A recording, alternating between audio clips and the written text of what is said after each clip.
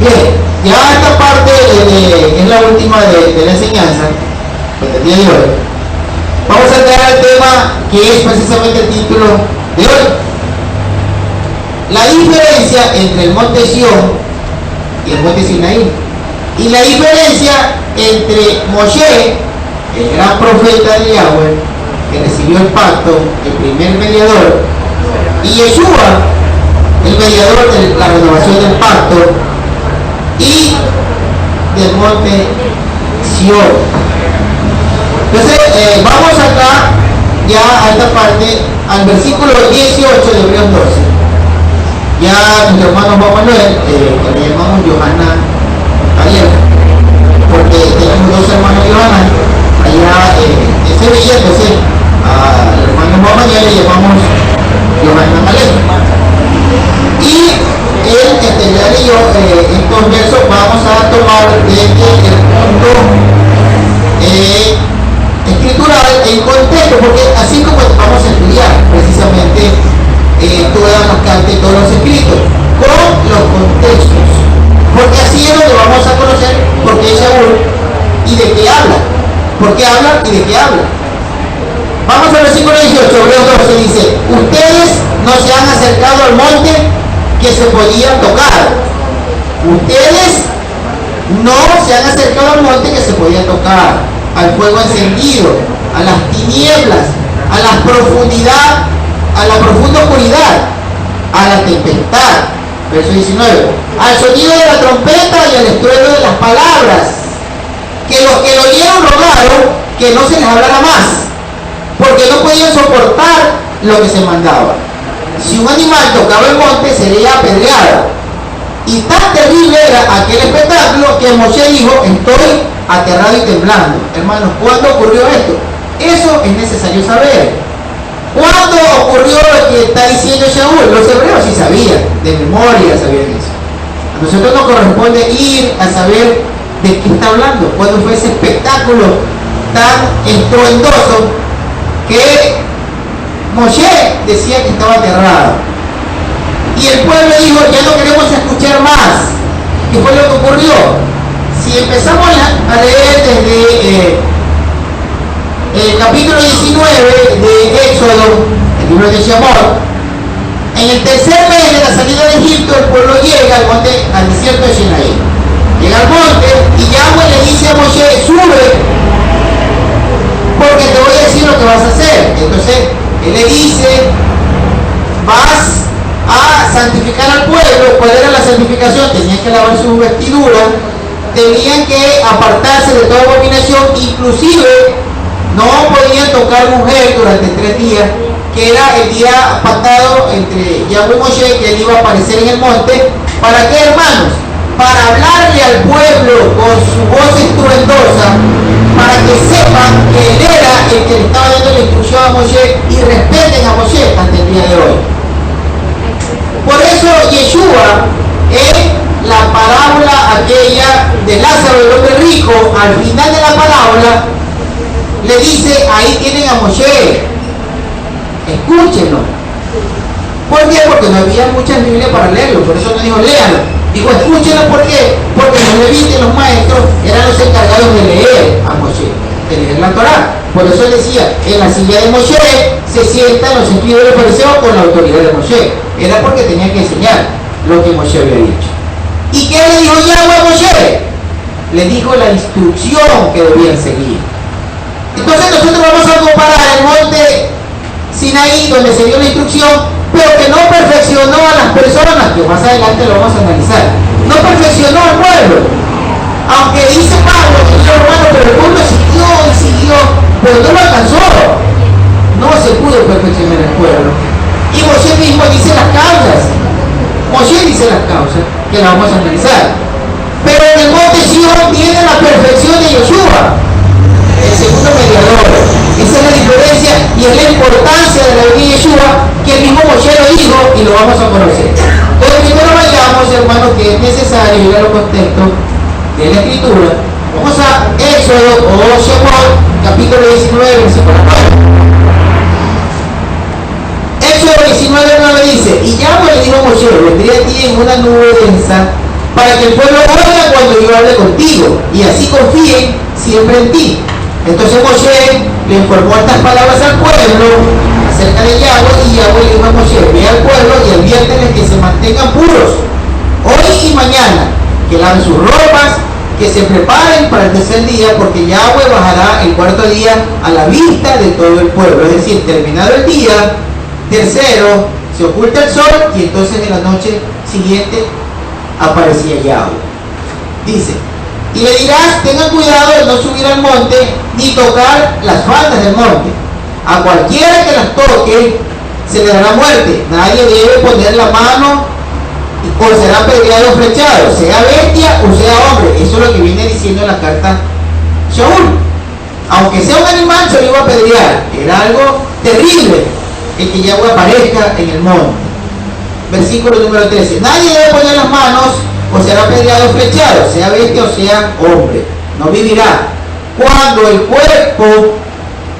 cuerno de carnero de un toque largo, es decir, cuando Yeshua aparecía con toda su gloria, iba a existir un sonido de shofar, como en la venida de Yeshua. Un sonido de shofar estruendoso, que no era fácil de soportar a los oídos del ser humano. Dice: un toque largo, y puede subir al monte. Moshe bajó del monte a donde estaba el pueblo y le advirtió al pueblo que se mantuviera puro, lavado su ropa, y le dijo al pueblo: prepárense para el tercer día y no se acerquen a las mujeres. Verso 16. Al tercer día, cuando amanecía, hubo truenos y relámpagos y una nube densa sobre el monte y un fortísimo toque de cuerno, y todo el pueblo que estaba en el campamento tembló a la presencia del Eterno, al sonido del estruendoso que era el shofar. Ahora vayamos al libro de Éxodo una vez más para continuar. No vamos a leer todo porque es muy largo, pero vamos a ir un poco más adelante al capítulo 20, Éxodo 20, 18, y dice: todo el pueblo presenciaba los truenos de los relámpagos, el sonido del cuerno y el monte que humeaba. Y cuando el pueblo vio aquello, cayeron hacia atrás y se mantuvieron a distancia. Le dijeron a Moshe: háblanos tú, que no nos hable Elohim, porque podríamos morir. Verso 20: Moshe le respondió al pueblo y le dijo: no teman, porque Elohim ha venido solamente para probarlos, para que el respeto a él esté siempre en ustedes, para que no se descarríen. De modo que el pueblo se mantuvo a la distancia mientras Moshe se acercó a la espesa nube donde estaba Elohim. Yahweh le dijo a Moshe: así le dirás a los israelitas: ustedes mismos vieron que les hablé desde el mismo cielo. Por tanto, a mi lado no harán imágenes de plata, ni harán ninguna imagen de oro, ninguna deidad, ningún dios. A eso se refería. Entonces, como vemos, lo que estábamos hablando antes, todo esto lo inventó la Iglesia Católica. Ese día, por ejemplo, se dieron los 10 famosos mandamientos que tanto pregona el cristianismo, incluido la Iglesia Católica. Y en ellos está el mandamiento de guardar el día de Shabbat, el día de reposo, que ellos mismos profanaron y lo quitaron. Si ven, ese es el espíritu de Saúl, de no usar imágenes, como acabamos de leer. Y ellos profanaron ese mandamiento y lo desvirtuaron, lo desecharon.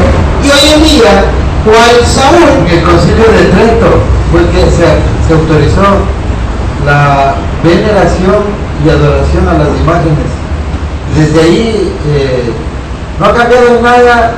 Inclusive el cristianismo protestante dice no seguir este concepto, pero acaba adorando al pastor. Claro, es una forma de idolatría también. Ahora bien, continuemos con lo que está enseñando Saúl al pueblo hebreo. Esto es importante, hermano. Los contextos son importantes, porque si no, usted hace una lectura, entonces superficialmente decimos: bueno, Saúl lo que está diciendo es esto, o sea, que hay que ser bueno, que hay que ser apacible, correcto. Pero hay que conocer qué fue lo que ocurrió. ¿Por qué, hermano? Porque él está comparando el monte Sión con el monte Sinaí. Se dieron los mandamientos, pero no hubo capacidad de que exista madurez, de que exista perfección, de que entiendan, no hubo la capacidad. Ese mediador no lo logró. Que con el nuevo pacto de la Torá en el corazón. Correcto. El que no lo logró el primer mediador, Moshe, ni lo logró el estruendoso hablar en el monte Sinaí. Por eso era necesario la venida de Yeshua y por eso era necesaria la presentación del monte Sion, que es el monte de santidad de Yahweh. A pesar de que la Escritura cuenta que cuando se cumple el nuevo pacto, se oyó un gran estruendo, haciendo una relación directa, una analogía con el labor. Entonces, ahora vayamos otra vez a la carta de Saúl, porque tenemos que ir hilando todos estos conceptos para entender lo que Saúl les enseña. ¿A quién? No es para los cristianos. Esto no es para los cristianos, esto es para el pueblo hebreo en ese momento, porque era necesario que ellos se quiten, se despojen del monte Sinaí y de Moshe. Por eso Yeshua les decía, ustedes tienen su esperanza en Moshe. Tienen que despojarse de eso porque la esperanza es Yeshua. Yeshua que interpreta lo que Moshe dijo, porque Yeshua venía a eso. Era la perfección de lo que se le dijo a Moshe. Entonces, Hebreos 12, capítulo 22, verso 22. Dice, más bien ustedes se han acercado al monte Sion. ¿Sí ven? Primero le dice en los versículos anteriores que leímos, ustedes no se han acercado al monte Sinaí, aquel monte que ni siquiera se podía tocar, aquel monte donde a pesar de las palabras estruendosas que dijo Yahweh, el pueblo desobedeció. Ustedes se han acercado a donde dice el versículo 22, al monte Sion. Ustedes ya no son del monte Sinaí. Ustedes tienen enseñanza del monte Sinaí, pero ustedes se acercaron al monte Sion, el monte de la santidad, el monte de Yahweh. Este sí es de Yahweh. El monte Sion, ese es el monte de Yahweh.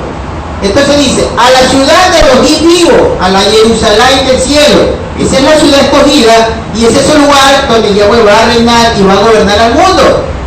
Entonces, está haciendo la comparación. ¿Cuál es la diferencia de los dos montes y cuál es la diferencia de los dos mediadores?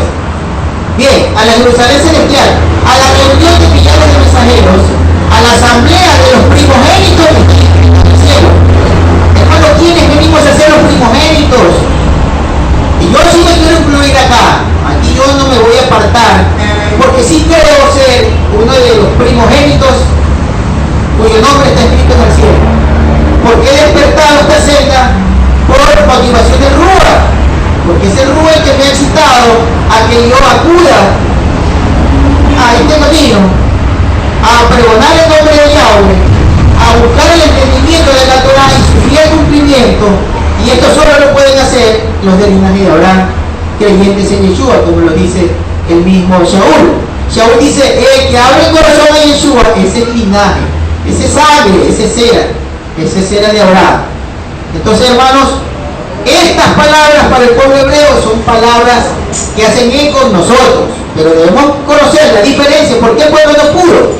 ¿Por qué el pueblo, a pesar de venir buscando ese entendimiento, no pudo? Porque carecía de un elemento fundamental que Yeshua le dijo a sus discípulos: ustedes van a recibir la promesa de mi Padre. ¿Cuál era esa promesa? El Ruach HaKodesh. Sin el Ruach HaKodesh no hay entendimiento. Por eso en Jeremías capítulo 8, versículo 8, Yahweh les dice: ustedes creen que son sabios y que tienen el conocimiento de Yahweh, pero ustedes no son sabios. Por eso han cambiado la verdad. La profecía de Abías, que es del juicio a Esaú, y hace un rato habíamos explicado que Esaú hoy, Edom, es del cristianismo, dice que subirán salvadores al monte de Sión. Esa es en la resurrección, en el arrebatamiento, y para juzgar al monte de Saúl, y el reino será de Yahweh. Cuando comienza el reino, toda la doctrina cristiana y la doctrina de persecución al pueblo del Eterno será quemada como estopa de Israel.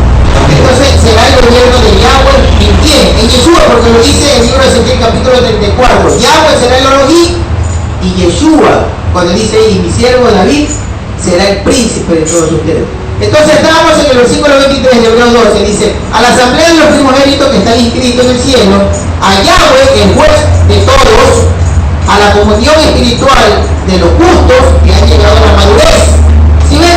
Acá en el monte Sión es donde ya se alcanza la madurez que no se alcanzó en el monte Sinaí. Es la diferencia que hace entre los dos montes y ya lo vamos a ver, hermano, porque el mismo Moshe lo dice. Pero no hay un cambio de ley. No, es la misma ley, es los mismos pactos. Es que no hay diferencia de ley. Claro. No hay diferencia de ley. Lo que hay diferencia es de mediador. Moshe no pudo lograr que el corazón del pueblo cambie a favor de Yahweh.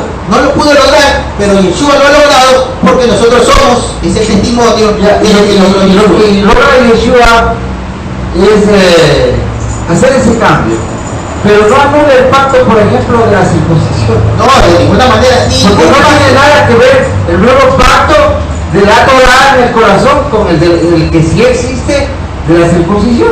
Es que los pactos, el pacto que hace Yahweh, no puede haber un hombre sobre la tierra que lo pueda quitar porque el pacto lo hizo Yahweh. El único que puede quitar el pacto es Yahweh. Nadie más, porque no le pertenece a nadie más. El pacto no lo hizo Yeshua, así que Yeshua no puede venir a anular un pacto que hizo su padre. Eso no es legal. Claro, inclusive la palabra que se utiliza es la palabra harash, el brit harash, harashá, que es hacer algo renovado, o sea, darle como un tinte de nuevo, reconstruirlo, readecuarlo, porque la palabra que se debería utilizar, si fuese ese caso, de que algo nuevo, en griego sería neo, nunca está ahí. No es neo. No, es la palabra kainos. En hebreo usa la palabra kainos, que significa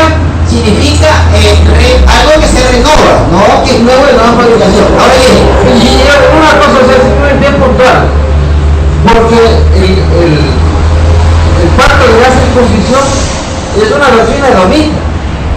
Correcto. Es una doctrina edomita de Saúl, que siempre estuvo en contra del pueblo, y eso es al monte Sión. Cuando vemos en Abdías, llegan las personas que han aceptado, han tomado los pactos del Eterno, no el pacto. No quiero ser esto en la circuncisión, y la circuncisión salva, pero realmente la obediencia es el tratar de cumplir toda la Torah, y el parte de la Torah es guardar los pactos. Hay dos cosas que hay que detallarla. La circuncisión no es para salvación es la emuná, es la obediencia. La circuncisión es para ir a tomar posesión de la promesa. Para eso es la circuncisión, porque en Ezequiel capítulo 47 dice: ningún incircunciso, ni de corazón ni de carne, entrará en mi lugar santo. Entonces no va a poder tomar la promesa. ¿Cuál es el lugar santo? Lo que estamos viendo, la ciudad de Yahweh. Yo por qué hago este énfasis, que realmente no quiero abrir ningún debate, pero realmente es parte fundamental de la profecía de Abdías.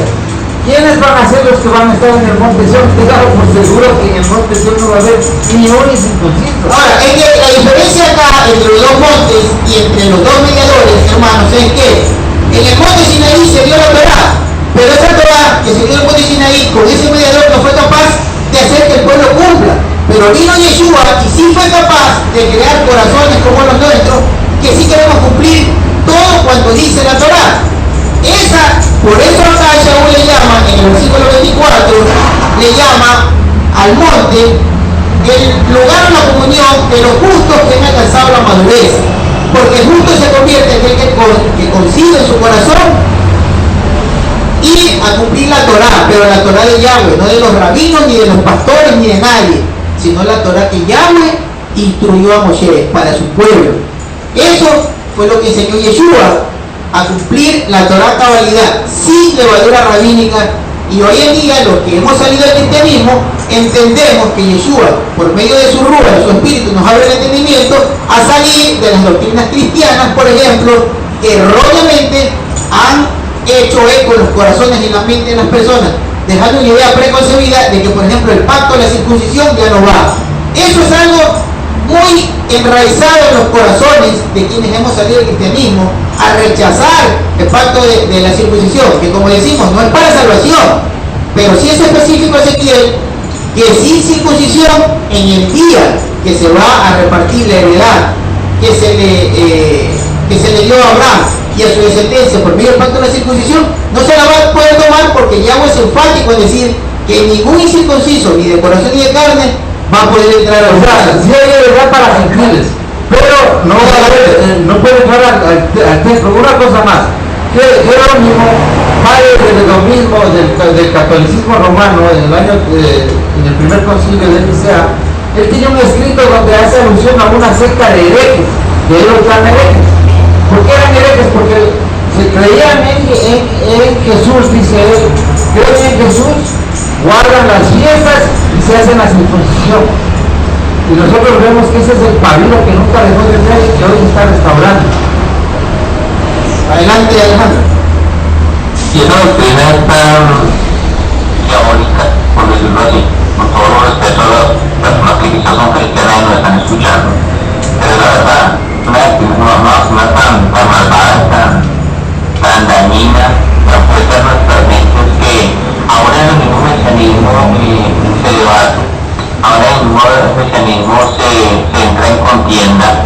Si se debe circuncidar o no se debe circuncidar y se presentan 5.000 versículos del nuevo pacto, del pacto renovado, pero griego.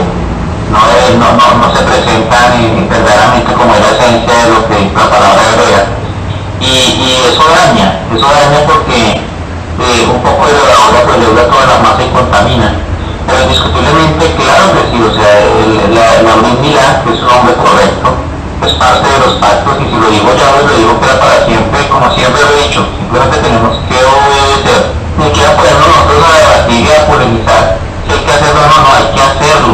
Nosotros tenemos que enseñar, gústele a quien le guste, hay que hacerlo, es necesario hacerlo. Si quieren o si queremos estar, como lo dice Marcelo, allá al lado de nuestro amado Yeshua ese día, pues tenemos que tener la circuncisión del alma y la circuncisión del cuerpo. Y eso sí que es importante que lo estén tomando y que lo estén como subrayando, porque hay muchas personas en el mesianismo aún que niegan eso, que niegan que no, que ya no es necesario, y presentan, como digo, versículos serenos, pero no versículos verdaderamente con la excelencia de la palabra. Adelante, más. Es que mire, tenemos que ser claros en algo. Yeshua es el hijo del Yahweh, pero Yeshua no recibió la autoridad de cambiar nada. Él tiene la autoridad de hacer revelación de la palabra del Yahweh, pero no de cambiar nada. Esa autoridad nadie se la dio, porque él mismo lo dice. Mi comida es hacer la voluntad del Padre. Yo vine a hablar palabras del Padre. Él nunca vino a cambiar nada, y él dijo, yo no vine a cambiar la ley. Y en la ley está el pacto de la circuncisión. Él no vino a cambiar nada. No se le dio esa autoridad y él no se abroga esa autoridad. Menos aún Pablo o cualquier otro apóstol podría decir que ya no es necesario que se anula. Eso es falso, eso no existe. Lo que hubo en el concilio de Jerusalén, en el 50 y algo, que la precedía Santiago, que realmente se llamaba Jacobo, era el no perturbar a los que estaban entrando al camino, diciéndole que era necesario que se circunciden porque la circuncisión era para salvación. Eso es una doctrina errónea que era rabínica. Eso no tenía nada que ver, eso era falso. Eso es otra cosa. Y esa era la falsa enseñanza que estaban impartiendo a los Gálatas. Correcto, eso es otra cosa. No se está diciendo que ya no se circunciden nunca más, no. Le está diciendo que no perturben al que llega, diciéndole que deben en ese momento ir a circuncidarse porque era eso un motivo de salvación. Eso no es verdad, eso es falso, ¿verdad? Eso no es así. Pero nunca se quita la circuncisión, jamás. Pablo nunca la podía quitar. De hecho, el mismo en el libro de Gálatas dice, ¿por qué me persiguen si sigo yo predicando la circuncisión? Eso no es correcto. Lo que Pablo dice es, si se circuncidan tienen que guardar toda la Torá, porque los judíos salieron a decir que se circunciden los gentiles y que solo guarden la ley noádica. Eso es otra cosa, eso es otra doctrina, eso es otra cosa totalmente diferente. Adelante. Un minuto, Marcelo. Adelante. Pero para contestar a mi hermano Alejandro, ahora que es correcto que realmente nosotros hoy en día, nos hagamos titulares de las palabras que dice el Eterno, pero cuidado con el error de hacerlas nuestras. Yo sigo pensando que debemos dejar libertad que cada uno tome la decisión correcta o la decisión conforme a lo que él entiende en su corazón. Pero es decir, no podemos presionar a alguien para hacer algo que no está todavía bien establecido en su mente. Y de hecho, me voy al capítulo 31 de Jeremías, que lo dijo el Eterno. Jeremías 31, 34. Y nadie enseñará a su prójimo, y nadie dirá a su hermano, ve y conoce al Eterno. Con esa frase, ¿qué quiero decir? Lógicamente, mi hermano Alejandro, yo estoy con él, porque Génesis 17 es el pacto. No está entre los pactos, sino el pacto que hace el Eterno entre él y Abraham, que ya no Abraham, sino las generaciones que tienen que venir. Luego lo que se especifica claro, pero realmente todo aquel que no esté circuncidado, pues no entrará, no es parte de su pueblo, sino que será dominación para él. Pero no podemos exigir de alguna forma, sino que dar a cada hombre el tiempo necesario. Y realmente tenga para entender ese tipo de doctrina o ese tipo de mandato que realmente es sí o sí, según lo entendemos por alguno, porque luego el apóstol Pablo realmente dice un montón de cosas que para los que realmente les ha venido muy bien ha sido medio griego, medio romano, él mismo se identifica como todos los grupos, por eso los romanos tuvieron ese problema con él, nadie le pudo salvar. Sin embargo, ¿qué ocurre con la Besorá? ¿Qué ocurre con el Brit Hadashah? Que evidentemente es una copia legible, concreta y correcta de lo que es la Torá. Entonces, mi opinión es decir, oiga, los que crean y los que no crean, bien están. Pero al final no es lo que creamos los hombres ni bajo lo que realmente nosotros interpretemos, sino lo que dice la Escritura, lo que dice la Torá y la voluntad del Eterno. Realmente es, o bien lo que antes hablaba que tenemos que tener aprendiz de misericordia. ¿Qué ocurre con los que no están? Oremos y clamemos al Eterno para que ponga entendimiento, sabiduría y buena fe, porque no solamente vale con creer, como dice Santiago, Jacobo, de que realmente no somos solamente ovejas, sino hacedores. ¿Qué quiere decir con esto? Mejor que él sabría, oiga, que no, que bueno, usted podrá o quebrar. No, si esto sí, pues sí, a mí. Si lo dijo el Eterno, Mashiach no va a decir lo contrario. Y Pablo, Saúl, estuvo detrás de Mashiach todo el tiempo que quiso. Me mira a Johanna con cara rara. Le dejo un momentito para que seguramente tiene que ampliar. Buenas, hermano. Mira, ustedes ya saben que yo no estoy a favor de la circuncisión a los gentiles, pero yo no voy a poner mi intención, sino voy a poner las palabras de Pablo. Porque los gentiles no vamos a entrar al templo, ni aunque se haga un templo vamos a entrar. Porque cada uno, yo mi interpretación es para entrar en el mundo. 25, segunda de Romanos, capítulo 2 de Romanos, versículo 25, dice, pues en verdad la circuncisión aprovecha si guarda la ley. Y yo no estoy en contra de la circuncisión, y si quiera circuncidar, yo no le digo ni que sí ni que no, pero que sepa que tiene que guardar toda la ley. Pero si eres transgresor de la ley, de la Torá, tu circuncisión viene a ser incircuncisión. Pues el incircunciso, si el incircunciso guardare las ordenanzas de la ley, no se le atenida su incircuncisión como circuncisión. El mismo hecho de que el incircunciso cumpla los mandamientos ya se le cuenta como circuncisión. Permíteme interrumpirte, Johanna, permíteme interrumpirte con algo. Sí, solo permíteme interrumpirte algo. Lo que pasa es que estás leyendo en una Biblia mal traducida. Resulta que cuando él dice que los que guardan la ley, recuerda que ahí estaba el legalismo rabínico y estaba la ley que es la Torá. Entonces, si hubiera la diferencia entre Torá y el rabinismo, entonces vamos a entender. Si dijera Torá y Masía Torá, entonces entendieran fácilmente, pero él está hablando que los que se circuncidan tienen que ir a guardar la Torá y no el Masía Torá. Porque si hay un incircunciso, pero que no le presta atención al Masía Torá, sino que le presta atención a la Torá, ese es mayor, o su incircuncisión se le debe tener como circuncisión porque está mejor que el circunciso que no está sino el Masea Torah. Pero eso no significa, eso es una figura que hace Pablo, pero eso no significa ni está diciendo que mejor guarden la Torah y que se queden incircuncisos por un elemento fundamental de una premisa. Si nosotros le agregamos la lógica a esta frase, sería incorrecto lo que él está diciendo, porque nadie podría ir a ser un cumplidor de Torah si está incumpliendo un mandamiento, que es la Torah de la circuncisión. Entonces no estaría cumpliendo la Torah. ¿Por qué? Porque fíjate que él mismo dice que el que incumple un mandamiento incumple toda la ley, incumple toda la Torah. Entonces estaría en contradicción. Lo que él está haciendo son figuras. Adelante, Juan. Utilizo la versión israelita nazarena. Porque la circuncisión te sirve en algo, es verdad, si cumples la ley, la Torah.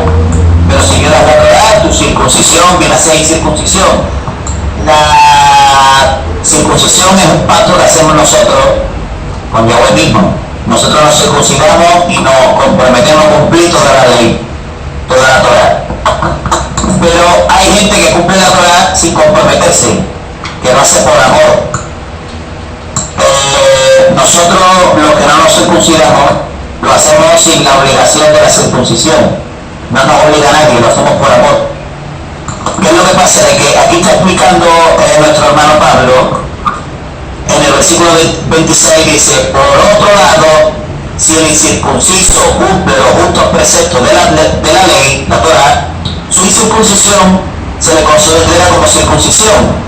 Y ese, 27, y ese que en lo físico es incircunciso, pero guarda completamente la Torah, te jura a ti que con el código escrito y con la circuncisión violas la ley, la Torah. Porque el judío no es el que es lo exteriormente, ni la circuncisión que es la visible del cuerpo. Más bien el judío es el que lo es por dentro y la circuncisión es la del corazón. En espíritu y no literal. La alabanza del tal no proviene de los hombres, sino de Elohim. ¿Qué es lo que pasa? De que nosotros no estamos obligados a guardar la Torah por la circuncisión, sino por amor, porque nosotros nos agrada cumplir los mandamientos de los reyes sin obligación y sin pacto ninguno. ¿Qué es lo que pasa? De que nosotros no nos hemos comprometido a cumplir la Torah, pero a nosotros nos nace desde el corazón cumplir la Torah. ¿Qué pasa? De que nuestra circuncisión es nuestra obediencia. El cumplimiento de los mandamientos nuestros es nuestra circuncisión, porque es nuestro corazón donde estamos nosotros circuncidados, porque por amor cumplimos los mandamientos. Por eso yo no veo la circuncisión como una forma necesaria de tener que hacer un paso con Elohim, sino que lo hacemos porque nace del corazón. Pasa, Alejandro, dime. No, ahora es que me preguntan acá los hermanos que me están escuchando acá en los Estados Unidos. Tú dijiste al principio que somos gentiles y que nosotros no vamos a entrar al templo. Ellos piden que expliques lo que estás diciendo porque no comprenden lo que estabas iniciando lo que dijiste. Te explico. El templo que se va a levantar ahora es un templo hecho de manos de hombre.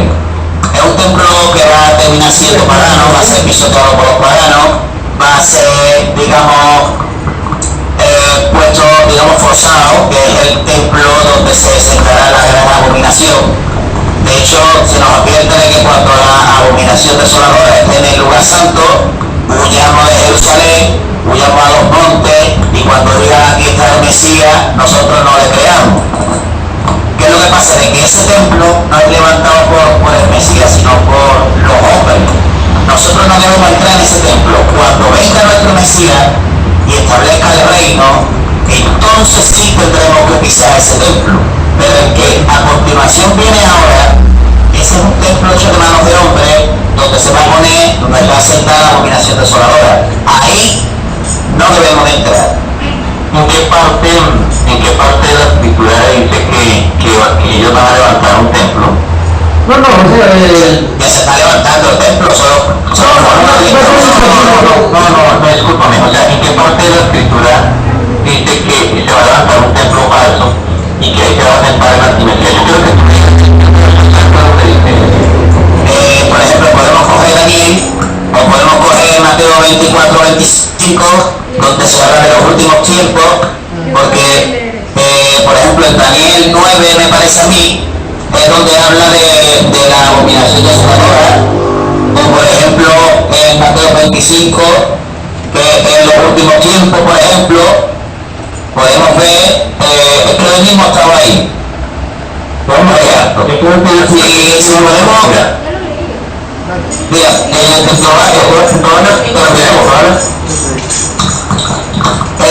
versículo 24, capítulo 24, desde el 30 en adelante, ¿vale? Señales antes del fin. Dice, y estando sentado en el monte de los olivos, los discípulos se acercaron aparte diciendo, dinos cuándo estas cosas y qué señal habrá en tu venida, y decirlo. Respondiendo ya Josué les dijo, mirad que nadie os engañe, porque vendrán muchos en mi nombre diciendo, yo soy el Mesías, y a muchos engañarán. Oiré de guerra, rumor de guerra, mirad que no os turbéis, porque es necesario que todo esto acontezca. Pero aún no es el fin, porque se levantará nación contra nación, reino contra reino, habrá peste, hambre, terremoto en diferentes lugares. Todo esto será principio de dolor, marca un tiempo, principio de dolor. Todo esto será principio de dolor. Entonces os entregarán la tribulación y comienza la tribulación. Y os matarán y seréis aborrecidos en toda la gente por causa de mi nombre. Muchos tropezarán entonces, se entregarán unos a otros y unos a otros se aborrecerán. Muchos falsos profetas se levantarán y engañarán a muchos. Por haberse multiplicado la maldad, el amor de muchos se enfriará. Mas el que persevera hasta el fin será salvo, y será predicado el evangelio del reino en todo el mundo para testimonio en toda la nación y para soltar el fin. Por tanto, cuando veáis en el lugar santo la abominación desoladora que habló el profeta Daniel, versículo 15, cuando veáis en el lugar santo solo puede haber lugar santo. Correctamente, solamente en un lugar santo, pero no dice que en ningún templo. Simplemente en un lugar santo. Exacto, no necesariamente tiene que haber un templo. Les voy a dar el lugar santísimo, eso puede ser la mayor porque indiscutiblemente el lugar santo fue el lugar que escogió Yahweh para que le construyeran el templo. Ese lugar allá en Jerusalén, ese es el lugar, en ninguna parte habla de templo. Es que tenemos que tumbar todas las doctrinas falsas que nos han enseñado durante tanto tiempo, porque seguimos en las mismas. Seguimos creyendo la mentira de la falsedad del cristianismo, el que se nos enseñó, que se nos metió hasta las entrañas, pero no nos ponemos a pensar y indagar en qué parte dice que se va a sentar en un templo. Dice que el hecho de la parte del lugar santo, y el lugar santo para mí es el monte que escogió Yahweh. ¿Qué hay en el lugar santo en este momento construido? Pues una mezquita. Claro. Allá hay una mezquita, pues no le ponemos lógica, porque no somos inteligentes y vivimos el tiempo que vivimos. ¿Qué hay en ese momento de construir en ese lugar santo una mezquita? ¿A dónde se va a hacer practicar? ¿Y para qué mezquita? Pues no es la mezquita, no es el santo que ellos construyeron en un templo. No es el país. Alejandro, dice que van a establecer, dentro de la mezquita van a establecer templos. No, lo que pasa es que voy a dar un dato histórico, bíblico, para que ustedes tengan claro este tema. Se escucha bien. Ya, voy a dar un dato histórico, bíblico, para que ustedes logren comprender este tema también, que, bueno, eso es lo que yo pienso, pero yo quiero asirme de las escrituras. En el tiempo de Nehemías, cuando regresan del segundo exilio, ellos erigen el altar. No, antes de hacer las murallas del templo, ellos vieron el lugar era donde el Eterno escogió para hacer su morada. Entonces el monte es el lugar donde el Eterno va a hacer su morada, donde Yahweh será nuestro morada, por eso se llama el monte Moriah. Hoy está una mezquita ahí. Eso no quita que alguien puede ser musulmán según la creencia de las diferentes tendencias que podemos estar en libertad de pensar de acuerdo a muchos estudios. Quien vaya a cometer abominación desoladora sí va a violar un espacio de ese monte, llámese lo que se llame, que esté en una mezquita o vaya a estar en un lugar, porque ahí debe ser elegido el tercer templo. Y nosotros debemos saber que ese lugar se va a cometer abominación desoladora, perfecto, pero no necesita estar edificado un templo como tal, o sea, con las murallas. Lo que sí va a hacer el Mesías con la ayuda de las naciones, y en el capítulo 40 al 48 vemos que va a haber un templo, restauración del sacerdocio levita. Los gentiles que quieran entrar al y acceder al templo.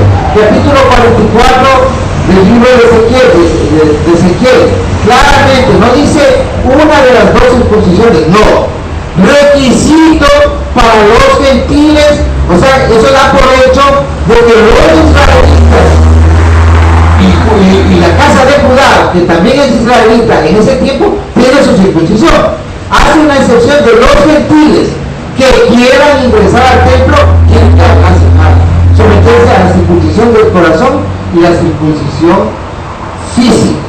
Por tanto, nosotros no obligamos a nadie a circuncidarse, pero ¿cómo podemos mentir y arrancar ese requisito futuro? Y es algo, bueno, obvio, que sabemos que hay algo que nos llevó al cristianismo, que creó el cristianismo, que es la torcedura del entendimiento de las cartas, especialmente del libro de Gálatas, que si nosotros lo vemos, hubo realmente gran maldad. El libro de Gálatas tiene mucha relación con Hechos 15, de que no es requisito para salvación como planteaba la casa de Shammai, es circuncidarse, sino el conocer la Torah, el guardar la Torah.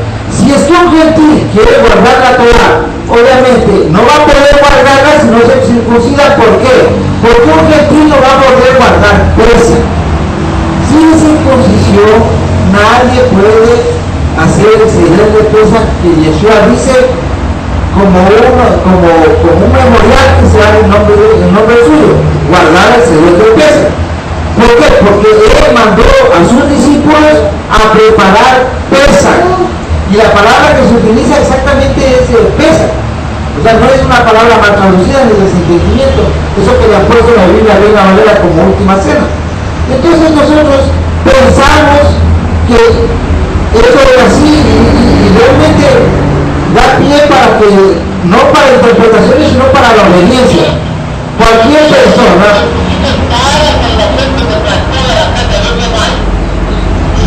Cualquier persona puede tomar la decisión que desee hasta que vaya comprendiendo, pero cuando se tope con un candado que dejó el Eterno, que es guardar Pesach, y dice la Torah que hay que guardar las fiestas, entonces yo no sé cómo alguien puede llamarse gentil y quiere guardar Pesach, que eso no va a poder, porque ningún gentil come Pesach, ningún gentil hace ceder de Pesach.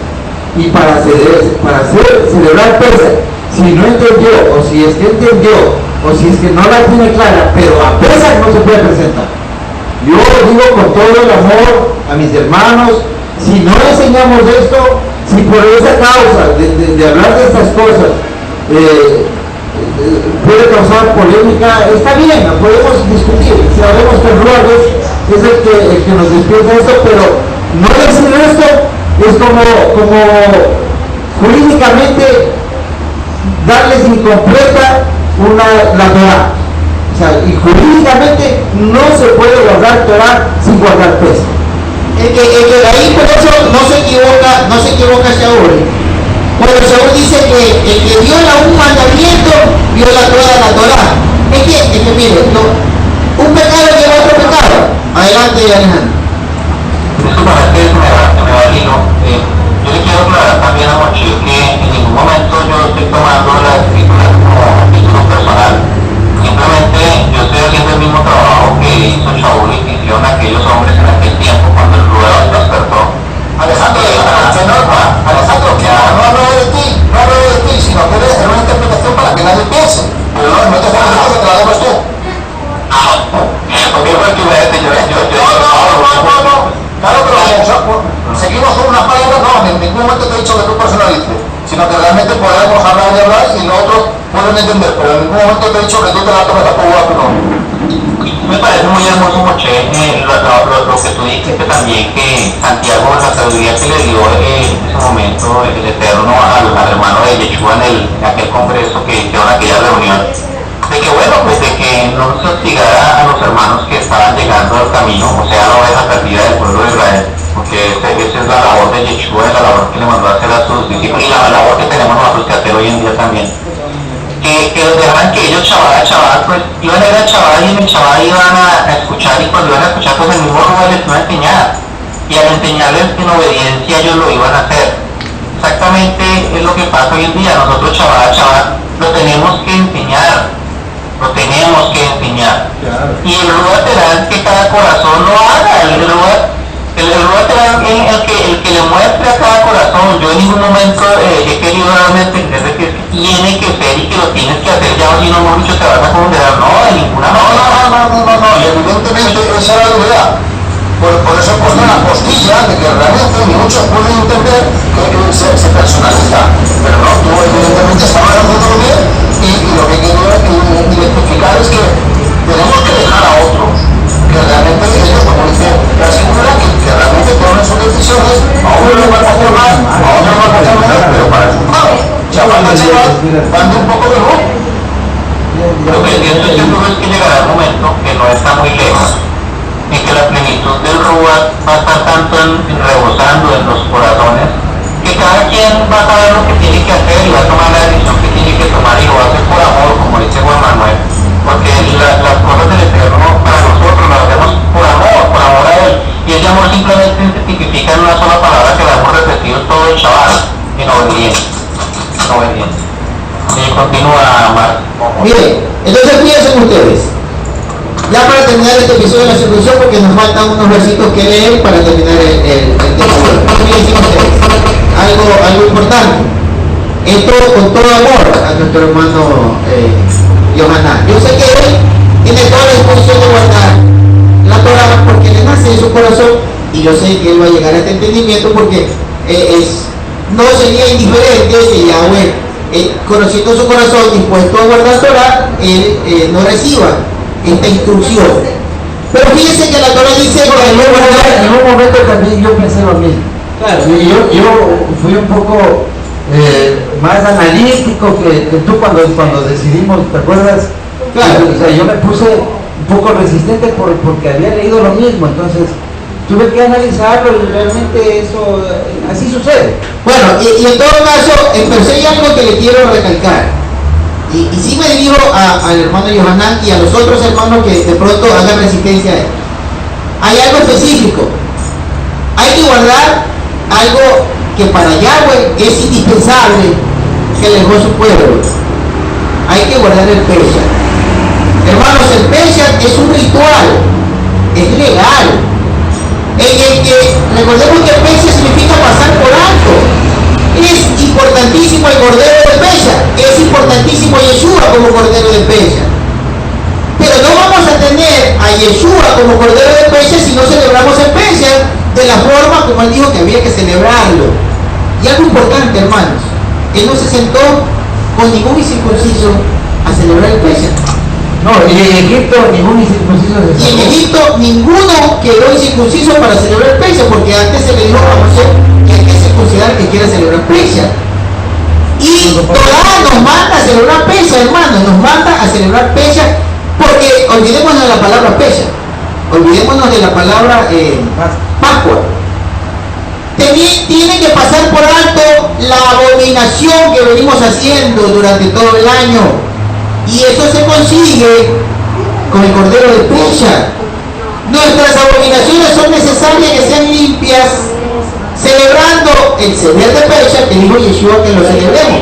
Pero Yeshua nunca dijo, porque no tenía autoridad de eso, cuando le dijo, esto hágalo en memoria de mí, es decir, la forma como él estaba celebrando el Pesha, porque no le dijo, vayan para que comamos la última cena, no, vuelvan a leer, y les dice, vayan y preparen el Pesha, ¿sí? Y el cordero aún no estaba muerto, sino con el Seder de Pesha. ¿Por qué? Porque habían las ofrendas, el Corban Halihá, las ofrendas de paz, con las que se hacía legalmente le facultaban a él tomar esa alternativa para poder cumplir la Torah. Mira que él, siendo el cordero de Pesach, tuvo que hacer, el Eterno preparó el cordero Halihá, o sea, una variante de la Torah del Eterno, preparó el cordero ¿para qué? Para que su hijo pueda tomar y cumplir la Torah. Claro, fíjense que el mismo Yeshua tuvo que celebrar el Pesha, hermano, él tuvo que celebrar antes de morir, lo tuvo que celebrar porque si no era correcto lo que él dice, yo vine a cumplir toda la Torah. Si ese día no cumplía el Pesha y moría sin cumplir cumplir el Pesach, entonces no había cumplido toda la Torá. Y nosotros debemos seguir su ejemplo. Debemos celebrar el Pesach. Pero hay un mandamiento para el Pesach, hermano, que es necesario leerlo. No se lo puede tomar incircunciso. Ningún incircunciso puede tomar el Pesach. Entonces esto con todo amor. Yo ahí sí pienso que Joseph Álvarez comete un tremendo error con esa enseñanza. Muchos de tomar el Pesach con incluido el hermano César Garavito, que lo queremos, lo amamos mucho.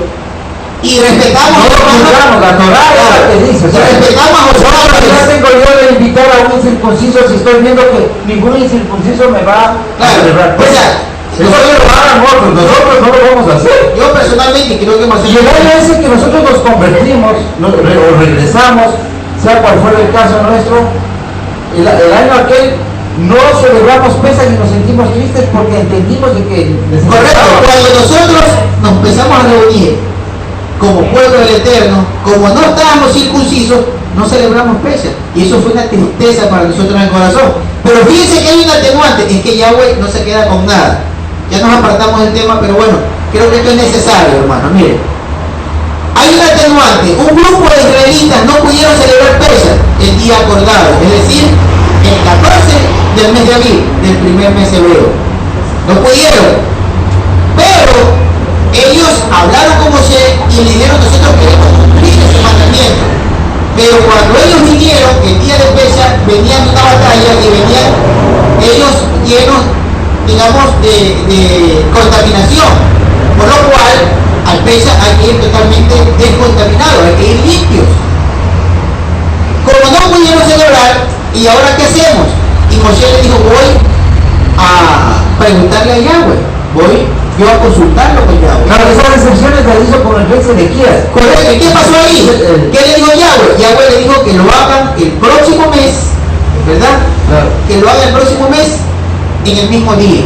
¿Por qué? Porque era necesario que se cumpla, pero con las condiciones que dice el mandamiento. Y el mandamiento dice con circuncisión y purificado. Por eso debemos entender, antes que tú sigas, Marcelo, debemos entender que el día que nos toque celebrar Pesach, que es dentro de 2 meses, hermanos, 3 días antes debemos estar en purificación y presentarnos al Pesach purificados, pero circunciso, porque circunciso no vamos a poder tomar. Una salvedad que puede dar pie a pensar de que es decisión de uno, porque cuando el rey Sedequías, que es una figura de Yeshua, porque él es el único rey que hizo lo bueno de la casa de Judá, delante de los ojos del Eterno. Vemos que él es una figura de Yeshua que trató de unificar las 12 tribus. Cuando él vio personas de Efraín que estaban, él las trajo y las hizo celebrar Pesach, pero clamando, pidiendo perdón al Eterno porque estaba yendo a cometer una transgresión de la Torá. Pero el Eterno le dio su respuesta. O sea, el Eterno puede aprobar, pero no sé si es el caso nuestro, que nosotros tenemos completo ya la Biblia está completa, la Biblia lo hace todo. Estamos viviendo ese momento también.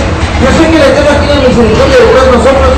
Yo no me creo más que nadie, ni creo que el Eterno ha obrado en mi vida más que en otras de la vida de otras personas. Que ya mismo recibimos esos testimonios de los hermanos, es impresionante ver cómo les va tocando el corazón y uno se queda chiquito porque tienen unas manifestaciones maravillosas. Y sabemos que el Eterno puede hacer sus excepciones, podría cambiar ciertas cosas, pero realmente si nosotros vamos a lo que hoy tenemos como maravilloso es la Escritura, y ahí nos muestra claramente de que nosotros tenemos que cumplir la Torá en plenitud.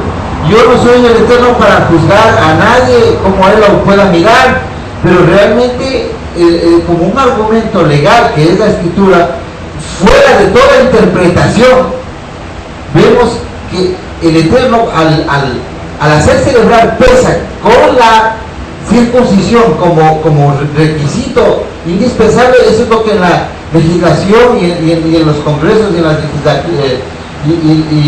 los congresos de las naciones, cuando adoptan leyes para dejar sellado que nadie pueda violar, se llaman candados jurídicos. Ese es un candado jurídico para que nadie viole ni tergiverse la Torah. Y cuando Yeshua tranquilamente podía anticiparnos de que ya no había, de que no era Pascua o Pesach lo que él iba a celebrar, pero manda 2 veces en la Biblia está de que cuando él manda a ver a sus discípulos, dice a 2 veces le dice a preparar Pesach, vamos a celebrar Pesach. Ellos obviamente entendían lo que el Eterno estaba haciendo, lo que Yeshua estaba haciendo de alguna manera, pero porque era legal. Nadie le preguntó absolutamente nada porque era algo jurídicamente probable o ilegal, pero ellos tampoco sabían que al siguiente día, o sea, el mismo día 14 a las 3 de la tarde iba a morir Yeshua.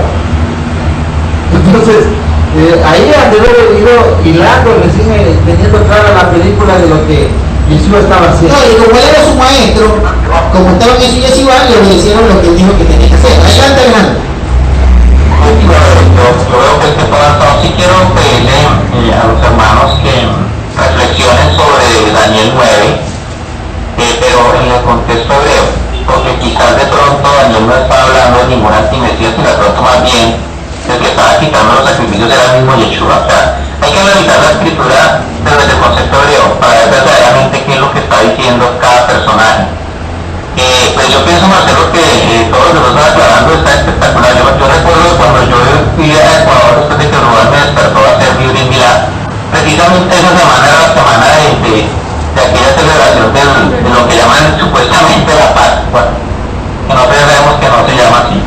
Y yo me acuerdo que tú me dijiste, lo siento, pero si tú no tienes la Milán, tú no puedes participar con nosotros. Y a mí me tocó tristemente, pues, no participar. Y eso es una tristeza en mi corazón bien grande. O sea, no sé por qué no sientes ese sentimiento tan profundo. Será por lo que eso lo vivió también nuestro amado Mesías, por lo que es tan importante, ¿no? Esta fiesta. Pero así se hizo tal cual, o sea, aquí no hay excepción de nada. O sea, si tú no lo tienes, pues no puedes participar y ya. Así de sencillo y así de simple. Yo, hermano, no sé, yo pienso que yo ya me despido. Yo no sé si hacer unos textos porque me llamo adelante más, disculpa. Bien, bueno, vamos a terminar ya rápidamente, ya no voy a leer los versos, que voy a simplificar. Estábamos hablando anteriormente relacionado a la diferencia que hace Yeshua entre los 2 montes y Pablo hace una diferencia entre los 2 montes y los 2 mediadores, Yeshua y Moshe. Bien, entonces resulta que Yeshua le dice a los judíos, le dice, ustedes escudriñan las escrituras porque les parece que en ellas hay vida. Eso está en Juan 5. Y luego les dice, pero yo no soy el que los voy a acusar. El que los va a acusar a ustedes es Moshe. Porque ustedes han puesto su esperanza en él, pero no creen lo que él escribió, porque él escribió de mí. Y ustedes no creen en mis palabras. Entonces resulta que Moshe, si usted lee en Deuteronomio 18, a partir del versículo 15, Moshe dice, Yahweh va a levantar a un profeta como yo, a él tienen que oír, y si no oyen a la voz de ese profeta, Yahweh los va a llamar a cuenta, porque las palabras de Yahweh estarán en su boca. Y eso era lo que vino diciendo Yeshua. Yo no hablo de mi cuenta, yo vengo a hablar lo que Elohim me dijo, lo que Yahweh me dijo. Entonces resulta, hermano, que este mediador de la renovación del pacto es el que vino a hacer perfección y vino a presentar el monte Sión como el monte santo. Ese es el lugar santo de Yahweh. Entonces, esto es lo que realmente muestra a Shaul como una diferencia. Traje más textos, hermanos, que pues ya como se nos fue el tiempo. Quiero recordar también aquel episodio en Lucas, cuando Yeshua les dice, era necesario que esto se cumpla, que Mashiach tenía que padecer todo lo que padeció y luego resucitar, porque así está escrito en la Torá, en los profetas y en los salmos. Y dice ahí, y entonces les abrió el entendimiento para que comprendan la escritura. Eso es lo importante. Y Yeshua luego les dice, cuando yo me vaya, les enviaré la promesa de mi padre, que era el Ruach. ¿Qué venía a decir el Ruach? Venía a hacer lo que estaba haciendo Yeshua, abrir el entendimiento para comprender la escritura, cosa que no le ocurrió al pueblo de Sinaí con el antiguo mediador que era Moshe, porque el mismo Moshe dice en el capítulo 29 de Deuteronomio, ustedes hasta el día de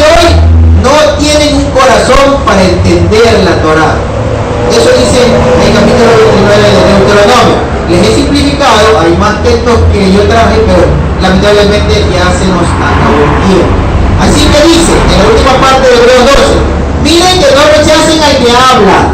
Porque si no escaparon aquellos que en la tierra rechazaron al que advertía, mucho menos escaparemos nosotros si no nos apartamos, si es que nos apartamos del que advierte desde el cielo. Su voz estremeció la tierra en aquel entonces y ahora ha prometido diciendo: todavía una vez más voy a remecer la tierra, sino que también el cielo. La expresión todavía una vez más, miren que aquí hace una aclaración Pablo, un análisis en el versículo 27 de Hebreos 12. La expresión todavía una vez más indica con claridad que quitará las cosas que pueden ser sacudidas de la creación. ¿Saben cuál es esa cosa, hermanos? Según el análisis que yo les traje, son los reinos de los hombres que tienen poder y hegemonía sobre las personas en este momento. Esas son las cosas removibles. ¿Por qué? Porque consecutivamente en el versículo 28 dice: así que habiendo recibido un reino inconmovible, estaremos agradecidos y rindamos a Yahweh el culto agradable con respeto y reverencia, porque nuestro Elohim es fuego consumidor. Entonces, si habla de un reino inconmovible y antes dijo que va a remover lo conmovible, entonces está hablando del reino de los hombres, que es el reino de Satanás. El reino de los hombres es el reino de Satanás que impera en la tierra. Ese es el reino que va a quitar para que el reino inconmovible, el reino que es firme, pueda gobernar en este mundo en el que Yahweh nos va a dar nuestra parcela, nuestra promesa. Desde Jerusalén, desde la tierra santa, que es el lugar santo de Yahweh. Bien, hermanos, me hubiera gustado pues darle más contexto, que realmente lo traje preparado, pero el tiempo se nos fue. Pero de todos modos no perdimos el tiempo porque hemos aclarado algo muy bonito que yo sé que va a salir con los corazones y la mente de los hermanos. Con esto yo me despido. Esto es el último que le traía. La próxima semana estaremos con el último capítulo de esta carta, que es el capítulo 13, y que Yahweh los bendiga grandemente. No sé si me